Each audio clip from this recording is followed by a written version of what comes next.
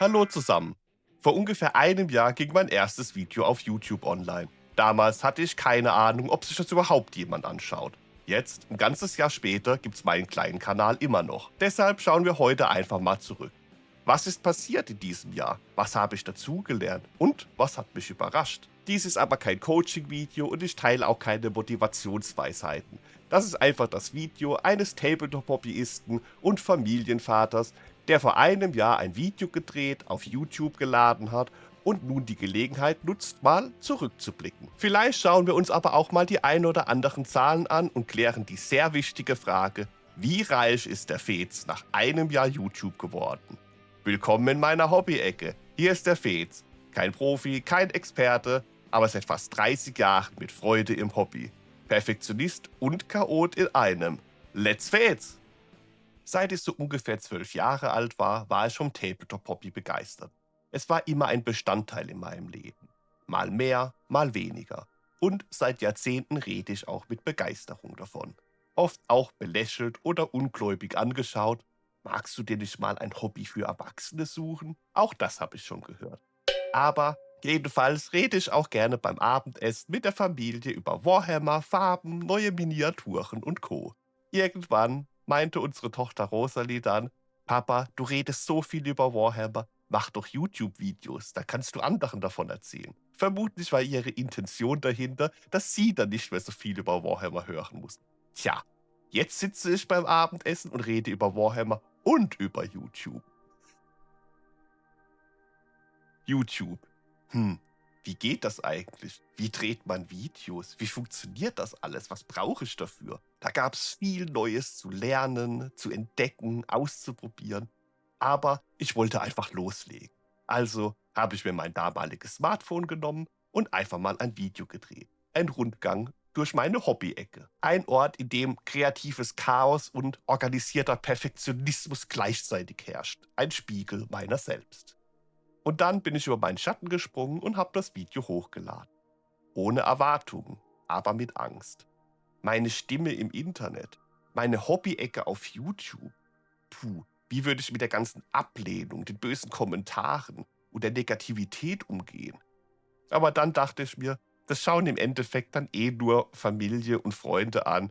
Also halb so wild, was soll schon passieren? Aber falls es doch jemanden interessieren würde, war das in meinem Kopf gleichzeitig ein gutes Startvideo für eine mehrteilige Reihe mit absoluter Starbesetzung. Die Hobby-Ecke, der Sat.1 Filmfilm. Wie auch immer, das erste Video ging am 28. Mai 2025 online. Ja, und dann war das erste Video online und ich war dann doch schon recht gespannt. Und auch wenn man es nicht machen sollte, ich schaute sehr oft in das Dashboard und die Statistiken. Und als ich dann sah, 20 Aufrufe, dabei kennen doch nur 10 Leute den Kanal, da wurde mir klar, fremde Leute in meiner Hobby-Ecke.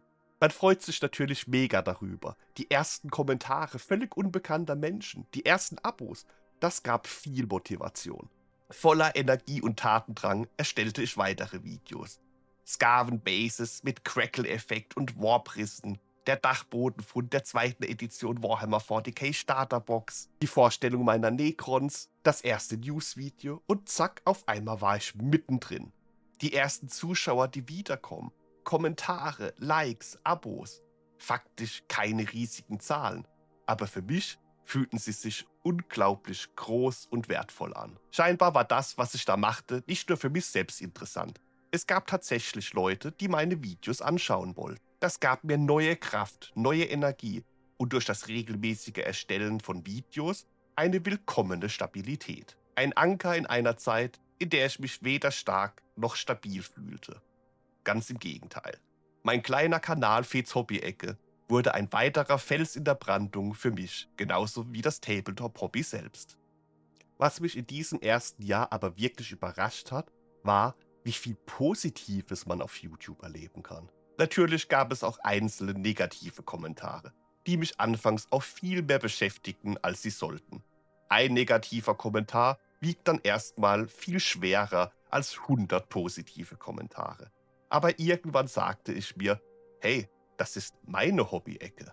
Wer Spaß und Freude am Hobby hat, ist herzlich willkommen. Wer mich persönlich beleidigen will oder einfach nur schlechte Stimmung verbreiten möchte, der kann das ja auch gerne woanders machen. Aber entgegen aller Befürchtungen und Ängste waren 99% aller Interaktionen auf YouTube positiv und bereichernd für mich. Und genau das hat mich nach einem Jahr YouTube ehrlich gesagt am meisten überrascht. Der Perfektionist in mir stellte irgendwann Listen auf, sammelte Videoideen, plante aufeinander aufbauende Dinge. Der rote Faden, das durchdachte Megaprojekt. Vierer-Tickets, Kanban-Boards. Was bei der Arbeit gut funktionierte, müsste doch auch hier gut funktionieren. Tja, der Chaot in mir hatte oft dann aber überhaupt gar keine Lust auf das, was ich zuvor akribisch geplant hatte. Darum gibt es auf meinem Kanal auch verschiedene Themenbereiche, so wie ich mein Hobby auch im realen Leben lebe. Manchmal kam es auch schon vor, dass ich eine mega coole Videoidee hatte und dann 2 Wochen später, als ich mich dann wirklich an dieses Projekt setzen wollte, so überhaupt gar keine Lust mehr drauf hatte. Und dann habe ich mir auch gesagt, ich mache jetzt kein Video, auf das ich eigentlich keinen Bock habe, nur um des Videos willen. Das fühlte sich einfach falsch an. Ich wollte Videos machen zu Dingen, die mir gerade Freude und Spaß bringen, die mich gerade beschäftigen. Das klingt vielleicht egoistisch, aber ja, das ist es eigentlich auch. Aber YouTube selbst ist da auch gar nicht so planbar, wie ich am Anfang noch selbst dachte. Auch wenn es natürlich viele Gurus gibt, die einem den goldenen Weg versprechen. Man muss das so und so machen, das ist die richtige Weise für den Algorithmus und dann ist alles Tritratrull. Oh, wenn ich da schon drüber nachdenke, da bekomme ich ja Placken am Popo. Puh. Und ich will mir ehrlich gesagt auch nicht für jedes Thumbnail eine neue Grimasse überlegen müssen. Oh, ich bin so überrascht über das Video, das ich gerade selbst gedreht habe. Oh mein Gott. Ganz ehrlich. Obwohl ich da echt ein paar gute Grimassen drauf hätte. Könnte meine Kids fragen. Wie auch immer. Manche Videos, von denen ich selbst so dermaßen überzeugt war, die Meisterwerke, die Musik, die Bildsprache, die Übergänge, das war alles so perfekt. Diese Videos, die absoluten Meisterwerkvideos auf YouTube, wurden kaum angeschaut. Andere Videos, bei denen ich dachte, ach, das ist jetzt nicht so gut geworden, aber oh jo, ist vielleicht eher ein Schuss ins Knie, soll ich das lieber gar nicht veröffentlichen? Die gingen auf einmal volle Kanne ab. Das brachte mich dazu, mal selbst zu überlegen, welche Videos für mich eigentlich besonders sind. Da habe ich mir dann ein paar Kategorien ausgedacht und bin dann mal durch die Liste meiner Videos durchgegangen. Die schönsten Erinnerungen verbinde ich mit dem Unboxing der zweiten Edition Warhammer 40k, als ich meinen alten Karton auf dem Dachboden wiederfand. Weil ich einfach mit der Zeit damals so viel schöne Erinnerungen verbringe. Das ist einfach ein Teil der Jugend gewesen.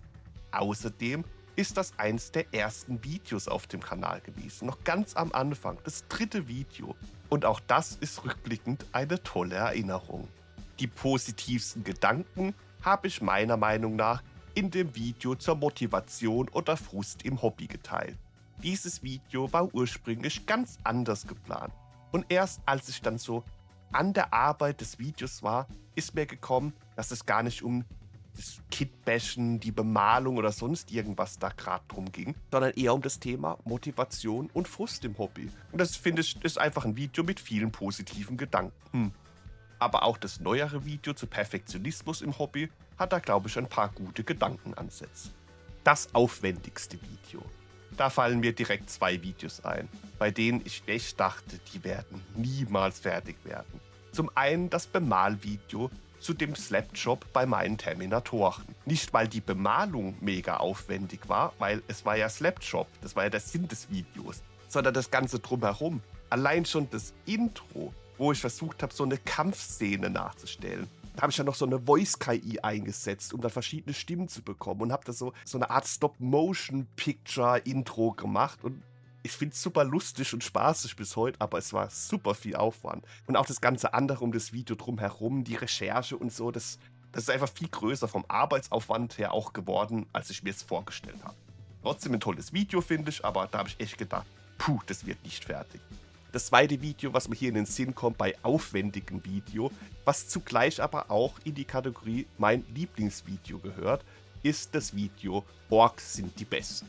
Diese fast 20 Minuten Video waren über 60 Stunden Aufwand. Ich habe echt gedacht, ich werde mit dem Schneiden des Videos niemals rechtzeitig fertig werden. Es war so aufwendig. Es war so viel kleinteilige Futzelarbeit. Aber es hat sich meiner Meinung nach brutal gelohnt. Das Video, auf das ich am meisten stolz bin, mein absolutes Lieblingsvideo. Bei manchen Übergängen mit der Musik, da bekomme ich jetzt noch Gänsehaut. Ich finde es einfach selbst mega geil und mir gefällt es brutal. Kategorie das schlechteste Video. Das ist meiner Meinung nach das Video zu Geländebases aus Holz. Weil da hatte der Perfektionist in mir auch eine viel größere Reihe im Sinn, die so aufeinander aufbaut. Von Einkaufen der Dinge im Baumarkt, dann das Schneiden der Bases aus Holz, dann die Bäume und so weiter. Das habe ich ja dann auch veröffentlicht, habe dann so diese Waldgeländeteile noch gebaut. Aber das war Teil von einem ganz anderen Riesenprojekt eigentlich und das Video ist einfach kein großes Meisterwerk geworden. Kategorie das für mich überraschendste Video.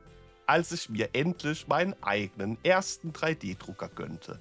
Eine Idee, die ich schon lange hatte. Und dann habe ich mir gedacht, ach, dann filmst du halt einfach mal das Unboxing dazu, weil es ist ja eine Ergänzung zu deinem Tabletop-Hobby und es ist ein Teil vom Hobby. Okay, filmst du das Unboxing. Und dann entstand da irgendwie ein kompletter Erfahrungsbericht daraus. Welche Arten gibt es? Was ist der Unterschied zwischen FDM und Resin?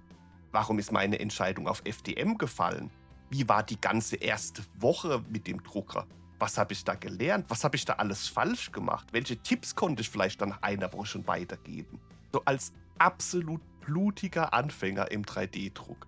Als ich das Video dann geschnitten hatte, fand ich es eigentlich auch ganz gut. War für mich eine runde Sache. Aber es kamen halt trotzdem Zweifel in mir auf.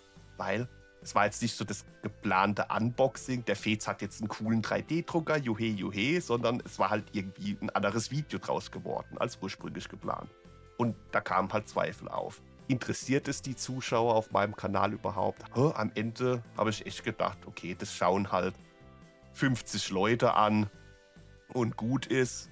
Ja, wegwerfen wollte ich das Video jetzt auch nicht. Es war trotzdem Aufwand, das Ganze zu schneiden. Also habe ich es online gestellt und dann ging es. Das Video explodierte förmlich, die Aufrufe gingen in die Höhe. Dann kamen neue Abos dazu und ich habe echt meinen Augen nicht mehr geglaubt. Und bis heute ist das nach einem Jahr Fez Hobby-Ecke mit fast 30.000 Views das erfolgreichste Video auf diesem Kanal. Das überrascht und das freut mich auch bis heute, weil ich dadurch auch viele neue, nette Leute kennengelernt habe, die mir Tipps und Ratschläge geben konnten. Und das ist einfach auch eine Bereicherung gewesen fürs Hobby. Die letzte Kategorie, das Video, das mich am meisten Überwindung gekostet hat. Klar, natürlich ist das erste Video so die erste große Hürde, überhaupt was bei YouTube reinzustellen. Aber das Video, das mich noch viel mehr Überwindung gekostet hat, war mein Rückblick auf das Jahr 2025, weil es auch das erste Video war, in dem ich mich selbst vor der Kamera zeigte. Da hatte ich mega viel Angst davor. Aber im Nachhinein bin ich sehr froh, über meinen Schatten gesprungen zu sein, mich dieser Angst gestellt zu haben und es am Ende dann einfach durchgezogen zu haben. Ja, wir wollten uns ja aber auch noch ein paar Statistiken angucken. Und Statistiken sind ja manchmal auch ganz interessant, aber eigentlich sind es ja auch nur die Zahlen hinter einer viel spannenderen Story.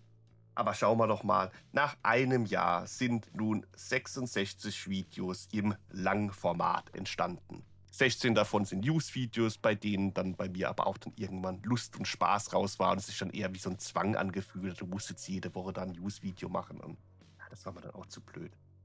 Von den 66 Videos im Langformat sind auf jeden Fall 50 richtige Hobby-Videos dabei. Außerdem habe ich 58 Shorts erstellt und davon sind 51 Shorts zur WTF-Serie Warhammer Defects. Die Idee war ja hier auch, dass ich da einfach meine angemalten Miniaturen zeigen konnte, mit einem dummen Spruch, mit einem dummen Witz kombiniere und ja, war irgendwie auch ein interessantes Experiment. Summa summarum also in einem Jahr 124 Videos. Das ist schon ziemlich krass, was da so zusammengekommen ist. Und ja, wenn ich mich halt so zurückerinnere, als da am Anfang stand, 3 Videos, 24 Abos, hätte ich echt nie gedacht, dass ich nach einem Jahr mal da auf 124 Videos und mittlerweile über 1000 Abos zurückblicken kann. Das ist, boah, war echt soweit eine spannende Reise. Die wichtigste Frage aber ist nun, wie reich ist der Fez nach einem Jahr YouTube geworden? Die kurze Antwort ist da extrem reich. Also nicht monetär reich, sondern reich an Erfahrung, an Freude, an Spaß, an Bekanntschaften, an positivem Austausch übers Hobby, an Tipps und Tricks und an guten, positiven Dingen einfach. Da bin ich extrem reich geworden. Nicht reich an Geld. Aber werfen wir doch trotzdem mal einen detaillierteren Blick drauf. Bereits seit 9 Monaten habe ich einen treuen Patreon-Unterstützer, Cyberspace. Grüße gehen raus an dich, Fabi. Vielen Dank für deinen Support. Nach Abzügen durch den Patreon-Service bleiben da also 12,24 € Nettoeinnahmen. Dann YouTube. Nachdem man da 1000 Abos und 4000 Stunden Watchtime erreicht hat, kann man den Kanal monetarisieren, also Werbung schalten lassen. Das ist bei Fez Hobby-Ecke jetzt auch seit Anfang April der Fall, also etwas mehr als 2 Monate jetzt. Und auszahlen lassen kann man das, glaube ich, dann ab 75 €, das ist so die Grenze. Und da sind nun in 2 Monaten 30,65 € an Einnahmen durch Werbung zustande gekommen. In Summe also 42,89 €. Also ja, da bekommt man schon eine Box Warhammer Miniaturen. Ausgaben gehört ja natürlich auch dazu. Hier sind aber auch keine Hobbymaterialien oder Miniaturen dabei, weil das hätte ich mir auch ohnehin alles auch ohne den Kanal gekauft. Da ist jetzt rückblickend nichts dabei, was ich mir jetzt nur speziell für den Kanal gekauft hätte. Bei den regelmäßigen Softwarekosten habe ich CapCut, einfach zum Schneiden der Videos, habe ich hier die Pro-Version. Und da ich auch nicht wusste, wie lange ich überhaupt YouTube mache, habe ich mich dafür ein monatliches Abo entschieden. Das sind 23,99 € im Monat. Auf 12 Monate gerechnet waren das dann Ausgaben in Höhe von 287,88 €.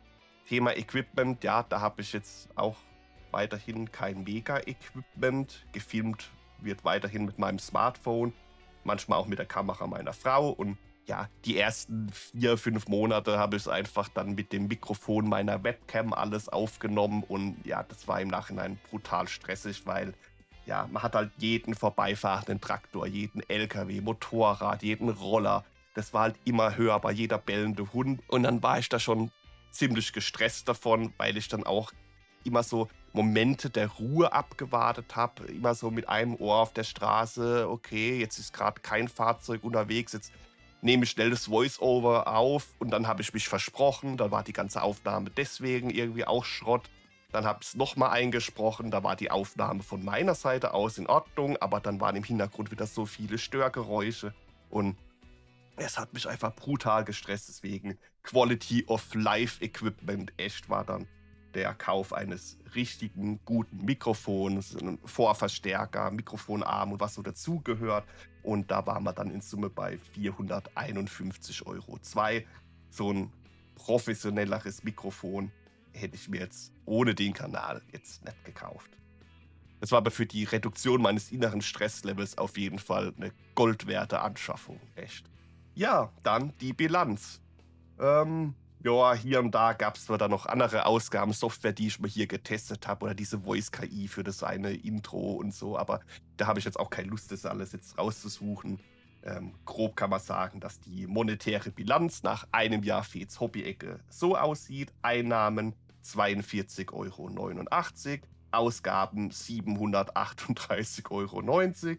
Das heißt, es ist eine Bilanz von minus 696,1, also ein Verlust.